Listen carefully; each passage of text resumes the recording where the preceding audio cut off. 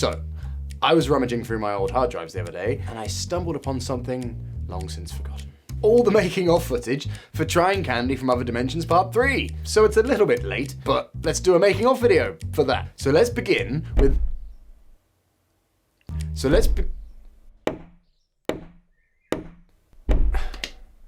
Never any noise around here, but as soon as I press record on the camera, everyone wants to start banging a hammer. I'm gonna go see what the noise is.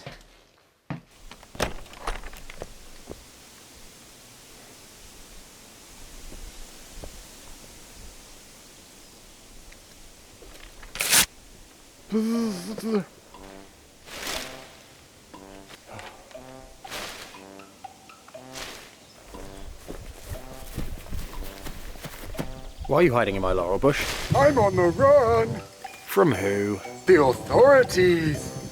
Because you shot me with a crossbow? Amongst other things. I didn't report you. Someone did. Was it you? Oh yes. Did you make the wanted posters? Okay, yes. I have cracked under your intense interrogation. Well, you held out as long as you could. I just wanted to give myself some edge. Some sexy appeal. Okay. I want to make myself f***able. Oh, it's definitely working. Oh, I'm not interested. No, I didn't mean that. You creepy puppet-building weirdo. I know you've always had a thing for me, but I only have eyes for lovely liquid latex rubber. Well, if you're out here hiding, I'm probably going to go back indoors and finish the video, okay? We could fool around one time. Oh, no. Get in my bush.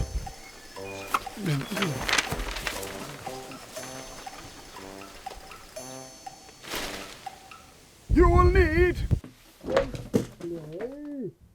Okay. So let's begin. Let's begin with our milk chocolate buddy, who, like most of my monsters, began life in the most humblest of ways, as a scrap ball of plasticine wrapped in kitchen foil. And if this little potato wasn't delicious enough, I'm also going to coat him in a layer of monster clay to make him truly delicious. And also give me a base to sculpt onto. But mostly for the deliciousness. I sculpted him some facial features and some handsome chompers, and then using some of my new friend, I brushed a little bit of this glorious liquid onto the sculpt, and this actually dissolves a little bit of the oil in the top layer of the clay, allowing you to smooth it out easier. And here we have a handsome little boy ready for casting. So then I began making the two-piece silicone mold. I built up a barrier using wet clay to the point that I wanted the mold to terminate. And then I built a little clay wall around the edge of the sculpt to stop the liquid pouring out onto my feet and toes and knees and shins and glutes and basically anything below the level of the mold. And once the barrier was in place, I started pouring the silicone rubber in layers.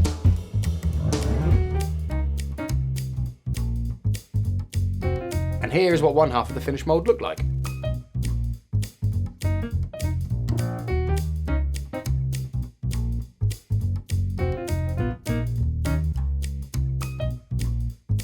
And I repeated the process to make the opposite half of the mold. So I used the mold to pour actual chocolate into.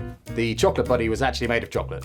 And I built this tiny fake skull for the inside out of polymorph plastic, and then I actually glued the two halves of the chocolate mold together with more chocolate, with the skull inside. Next we have the skronk. So I first made a test template out of paper to get the shape of the body looking how I wanted. So I transferred that to 1-inch foam by pinning the template to the foam, drawing around the stencil, and then cutting it out with a very sharp blade. So I made two mirrored versions of the shape and then glued them together to get that sweet skronk bod. And then onto the beak, which I also made out of furniture foam, which I coated with epoxy resin that had been mixed with yellow paint, and this gave them a hard, outer, shiny shell. So I made his feet by sculpting them out of monster clay and then coating them in layers of liquid latex. Then once dry, I peeled the latex off the feet. And I was left with two happy little dancing feet. I used the same process to make the ears, stuffed those with cotton wool, and then stuffed the feet with pillow stuffing.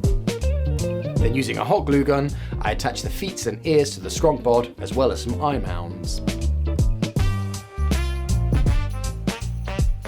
Once cooled, I gave all the fleshy parts a paint wash with some watered down red acrylic paint. So after the paint wash had dried, I went in with the airbrush to build up some more red highlights and generally soften and blend in the paint wash. Back to the beak. Once the resin had dried, I mixed up some liquid latex and red acrylic paint. I took some cotton wool and soaked it in this mixture, and then applied it to the inside of the beak to create his palate. and made an extra little pouch to create the back of his throaty mouth pouch. I glued many polymorph plastic teeth onto the beak, and then glued the whole beak into the skronk bod mouth hole. Then I found this awesome bright blue go-away fly. I found this awesome bright blue fur that I cut to fit his body and glued in place, allowing eye holes and ear holes, and trimming up and tidying around the beak and feet. And I was left with this lovely floofy boy. Although I felt that a skronk that was full of candy mites would probably be a little bit more scrungy. So, a trick I've used before to make fur look a little bit more matted and greasy is to brush a small amount of lovely liquid latex onto the outer layer, which clumps it all together and just makes it look dirty. Furthermore, a little bit of brown acrylic paint airbrushed around the mouse to just make it look a bit more stained and dirty. And then I glued his toenails on. And that is a completed skronk. Hi there. At this point in the video, I just wanted to take a brief moment to talk about my Patreon page. So if you sign up to my Patreon page, then not only do you help support this channel, but you also gain access to perks like exclusive comedy sketches that won't be available on YouTube.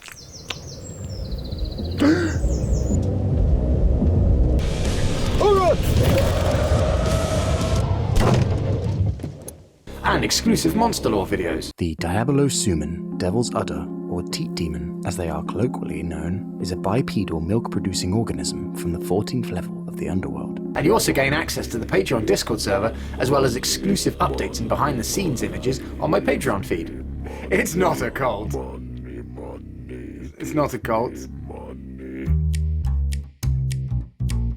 So the candy mite I operated using stop motion, so I needed to build the creature over an armature that I could easily manipulate. So I began by building said armature, then covering it in cotton wool dipped in liquid latex. So I had some horrible fake plant stuff lying around in my random materials prop box.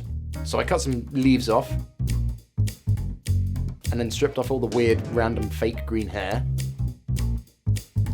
And I was left with this. And I trimmed off some pieces so I could stand them up in some cardboard to airbrush them. So I glued these painted pieces onto the legs of the mite to look like little fleshy leg feelers. And then I started on the overall paint job. So I began with a purple paint wash this time to give a bit of a different hue to the base tone. And then airbrushed with red over the top of this. And once they were painted, I popped a little jazzy sweet into the hole on the top, and then they were finished. So to use them in the shot, I animated them in front of a chroma key background, and then cut them out and dropped them into the fur of the skronk. So for the Taste Along Chew mascot, I decided to also build him out of furniture foam. Can you guess that furniture foam is my new favourite material? It is really good. And I started with his body. So to do so, I made a series of kind of squashed oval shapes, which I drew on the foam, cut them out, and then glued them together with a hot glue gun. And then when glued together, these kind of made the shape of a half a sphere. I did the same thing for the head with slightly smaller segments to make a slightly smaller half a sphere. And then the arms and legs were just rolled up tubes of foam, and the hands and feet were just circles of foam I glued on. Next, onto the solid parts of the mascot, which I used fleshy toned polymer clay to sculpt. So I already had this little speaker casing that I wanted to use for the mouth. So I began by rolling out a flat piece of clay and then cutting out the shape of the top half of the face, using this speaker as a guide.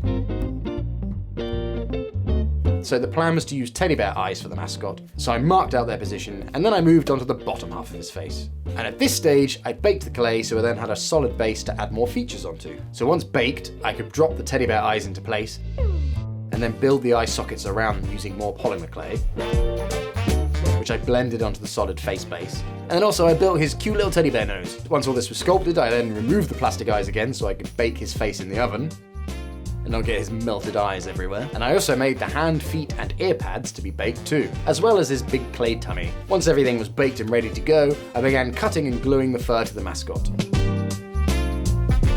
whilst also adding the fleshy clay parts and cutting the fur in around these.